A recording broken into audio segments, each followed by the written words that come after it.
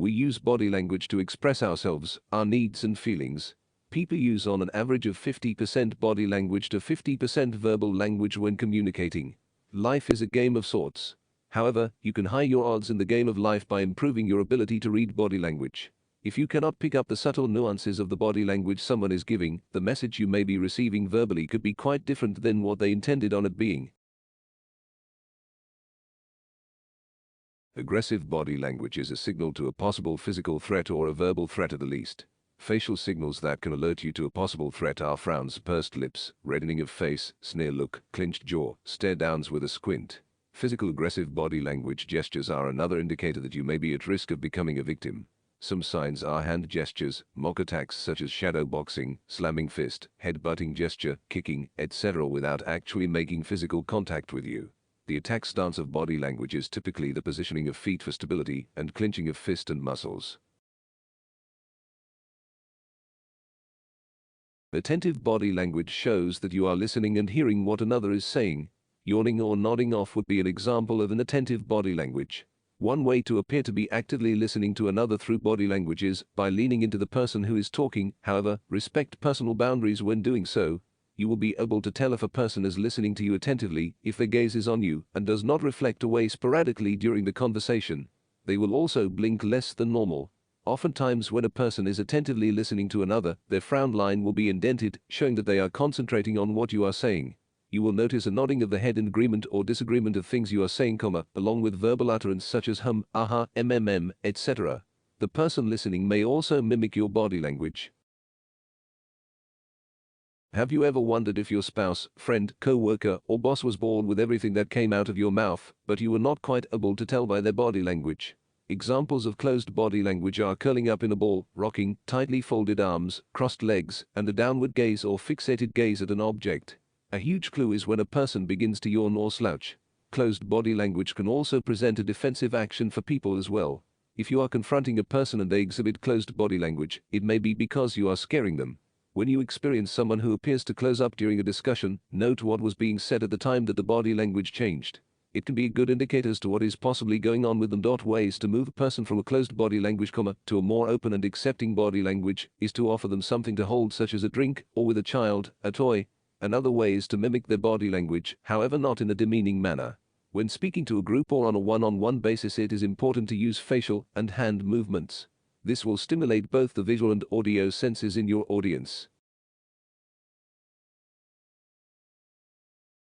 Submissive body language exhibits concord as well as it is used to signal fear, but not to be mistaken for passive body language. Some specific submissive body language signals one may notice are the holding of the head down, avoiding eye contact with others, widening of eyes to appear more innocent, and attentively looking into the eyes of someone who is speaking to them. A submissive person will exchange in conversation, but generally they will always agree with them. They will make eye contact with a dominant and smile, however, their smile will be subdued. Understanding deceptive body language can help you to distinguish if someone is being honest with you or trying to fool you. One common way to tell if a person is being deceptive by their body language is to watch for anxiety cues. Some common anxiety cues are sweating, tension, rubbing back of the neck or other body parts, sudden movements, body twitches, voice change and increase in speed of speech, chewing on the inside of one's mouth, and shoving hands in pockets. A person, when lying, will oftentimes try to hide their deception by attempting to gain control over their body language through forced smiles and exaggerated hand gestures. Their speech may present hesitated in their attempt to slow it down and thinking intensively as to what to say next. They will often speak looking distracted and avoid eye contact. If standing, they may shift their weight from one foot to another more often than normal. Emotional body language is a very broad area as a person feels many different emotions. Fear, anxiety, or nervousness can all look very similar and all have common characteristics in body language. Knowing a bit about the situation while reading the person's body language can help you get a better idea of exactly which of the three emotions they are experiencing. Some signs are breaking out in a cold sweat, paled face, dry mouth, diverting from eye contact, or teary eyes. Sadness body language generally presents with slouching or drooping of the shoulders or body, possible trembling lip, tears, and a flat speech tone. Signs of anger are a flushed face or neck, clenched jaw or fist, pacing, and the use of aggressive body language. Embarrassment can present with a reddened face, avoidance of eye contact, grimaced face or a meek smile. happiness, can present in tears of joy, smiling mouth and eyes, and an overall relaxed demeanor. Romantic body language is not just what a couple do when they are close and personal, but from afar as well.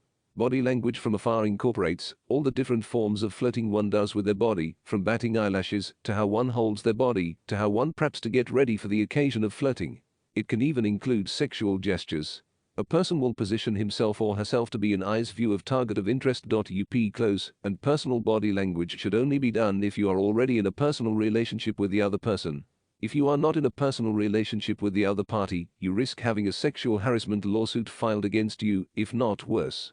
A mutual comfort level allows the other to enter into one's personal space without the other feeling threatened. Every part of one's body is used in body language. Each movement or lack of movement can mean something. Not everyone exhibits the exact same body language as another to express something. Some people use less emphasis with their body language, where others can over-exaggerate the same gesture.